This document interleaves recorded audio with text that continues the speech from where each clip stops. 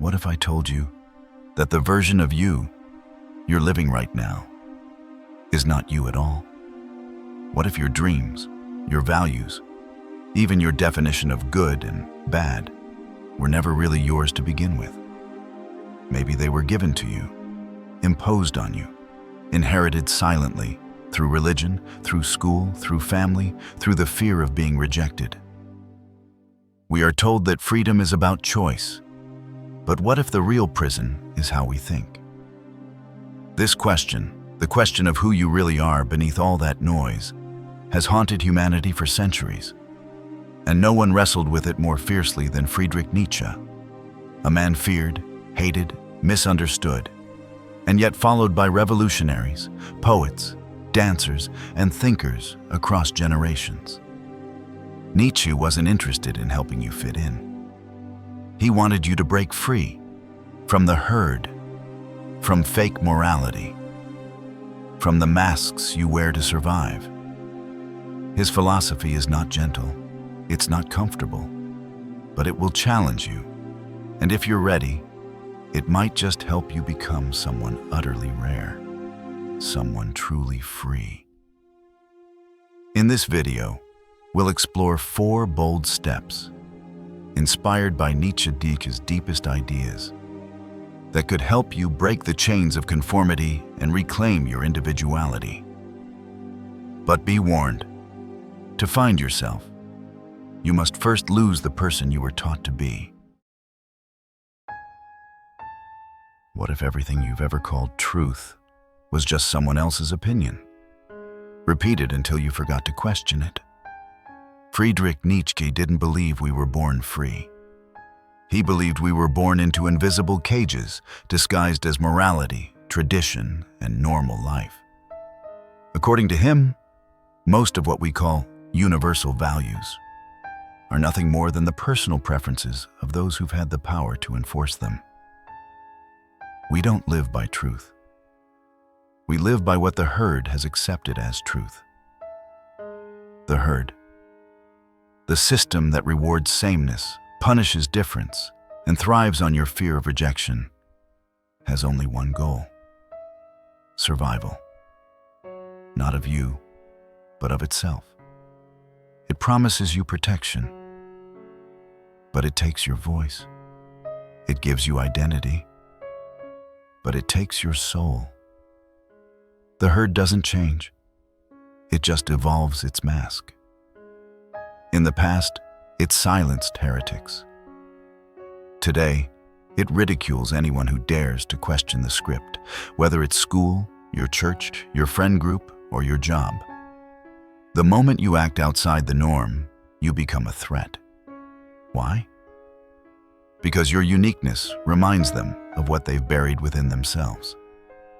Nietzsche believed that those who shine too brightly are punished, not because they're wrong, but because they're too right.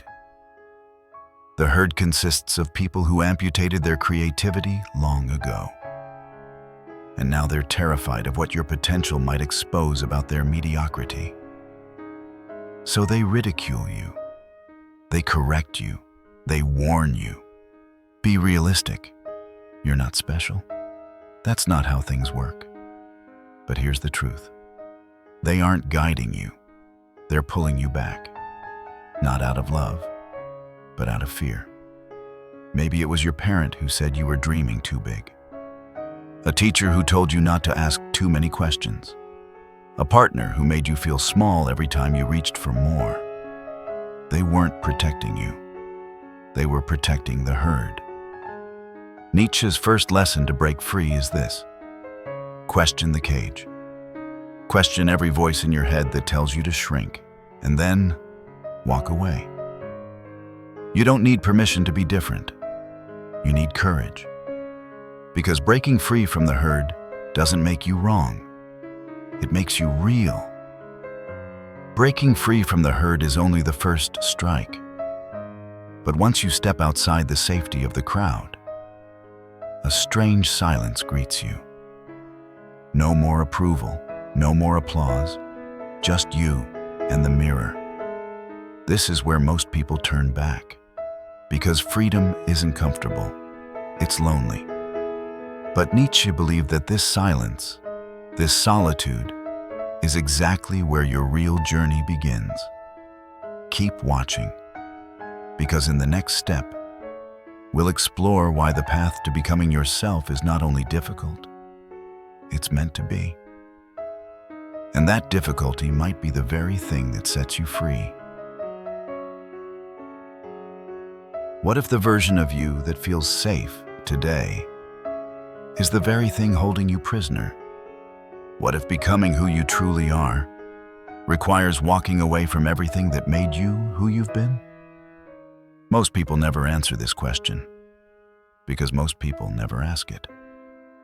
But Friedrich Nietzsche did, and his answer was this: no price is too high to pay for the privilege of owning yourself. From the outside, it sounds like a motivational quote.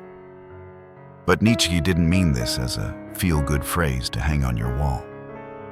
He meant it as a warning that to truly own yourself, you will have to pay. With comfort, with approval, with company. In 1873, at just 29 years old, Nietzsche wrote an essay called Schopenhauer as Educator. In it, he argued that becoming your true self isn't just a choice. It's a battle. A lonely war you must fight. Against the expectations of society, against the noise of modern life, and worst of all, against the parts of yourself that beg you to stay small. To become something great, he said, you must walk alone. But loneliness isn't punishment. It's the cost of truth. Because the moment you stop following the herd, the real enemy appears. Not outside, but within. Your cravings for comfort, your impulses, your need to be seen, your urge to be liked. Nietzsche believed these forces weren't meant to be obeyed. They were meant to be observed, confronted, and transcended. Before you post, before you react, before you beg for attention, ask, is this me?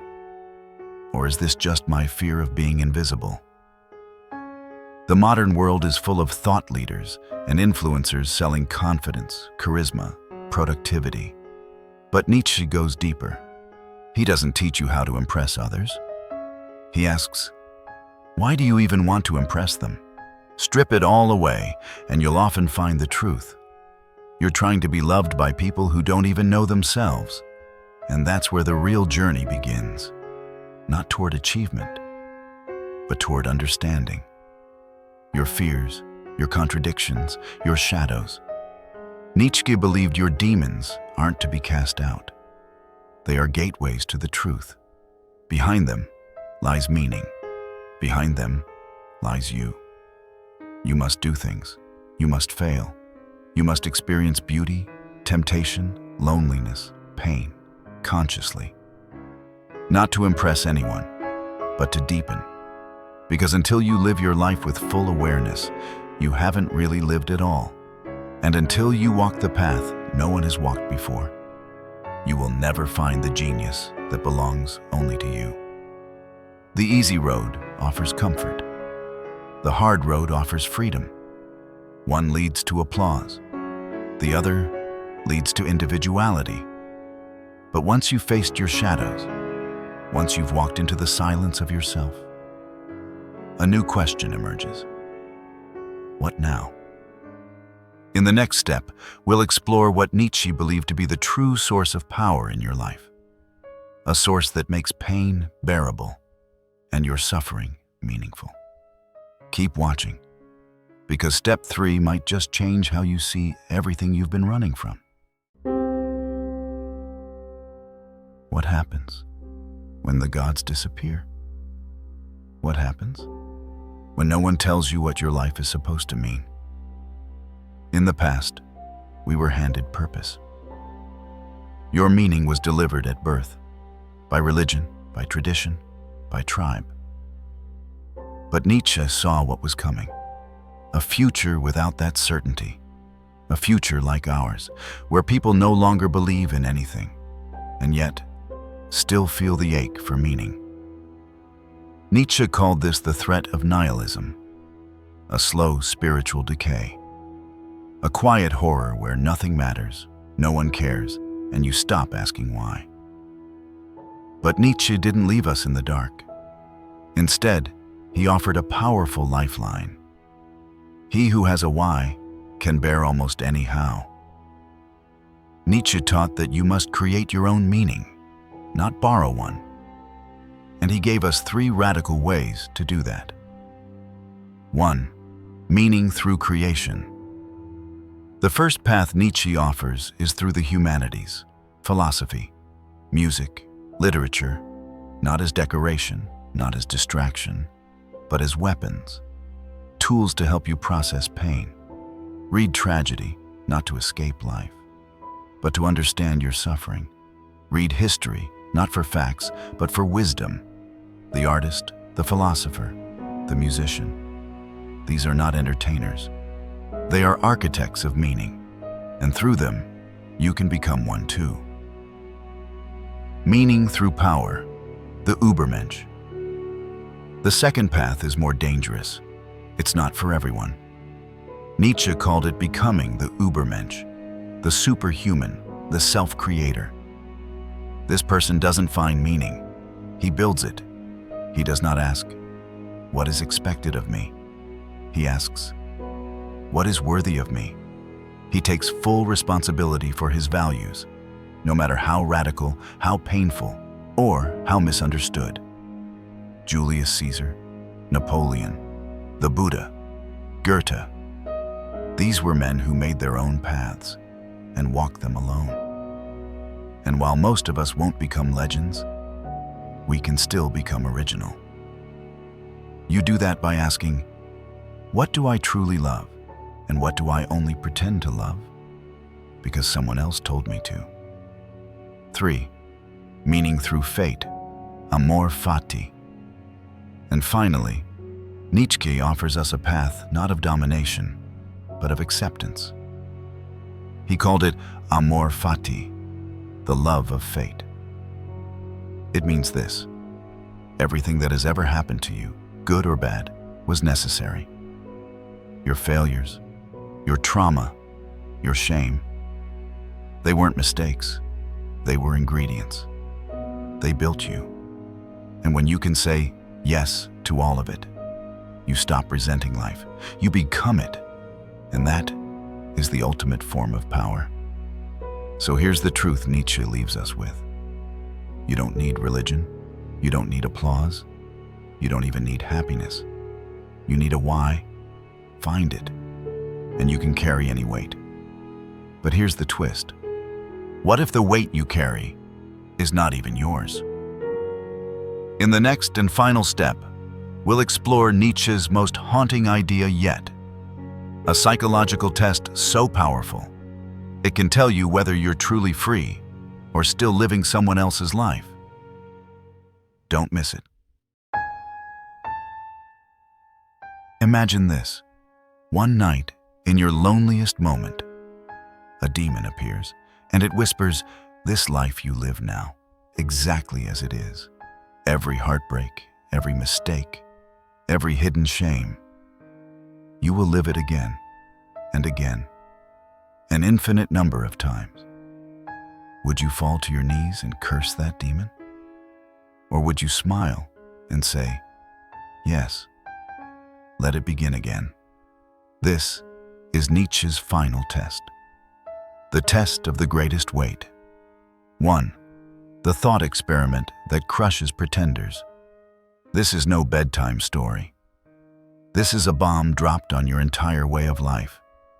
Because Nietzsche believed that most of us aren't really living.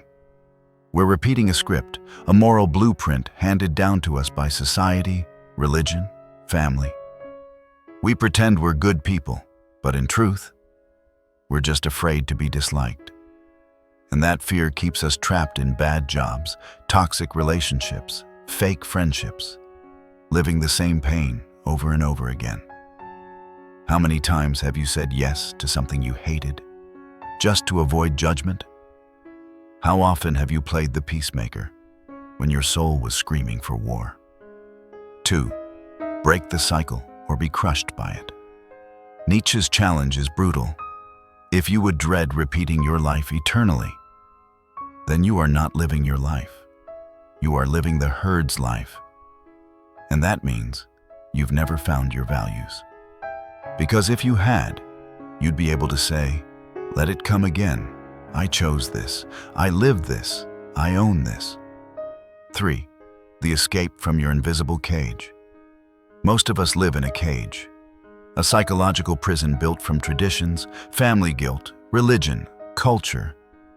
But Nietzsche reminds us, the door has always been open. All you need is the courage to walk out, not violently, not loudly, but clearly, calmly, finally. Make a list of people, habits, beliefs, anything that dims your fire, and begin to rewrite your own moral code.